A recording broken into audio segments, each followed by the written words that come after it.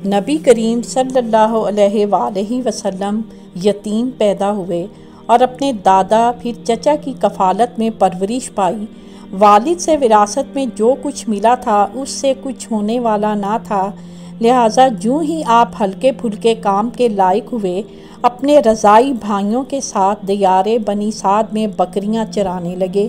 फिर जब मक्का आए तो वहाँ भी चंद किरात के इवज़ अहले मक्का की बकरियां चराईं। फिर जब आप सल्लल्लाहु अलैहि वसल्लम जवान हो गए तो गालिबन तिजारत करने लगे। आप सल्लल्लाहु अलैहि वसल्लम मामलात में हद दर्जा अमानत, सच्चाई और परहेज़गारी के लिए मशहूर थे और ज़िंदगी के सारे मैदानों में आपका यही वतीरा था।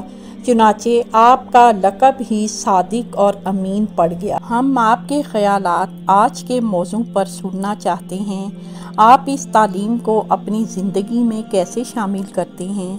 अपने ख़यालात नीचे दिए गए कमेंट्स में शेयर करें। इस वीडियो को लाइक करना, हमारे चैनल को सब्सक्राइब करना और बेल आइकन को दबाना ना भूलें ताकि आप हमारी नई आने वाली वीडियोस से बाखबर रह सकें।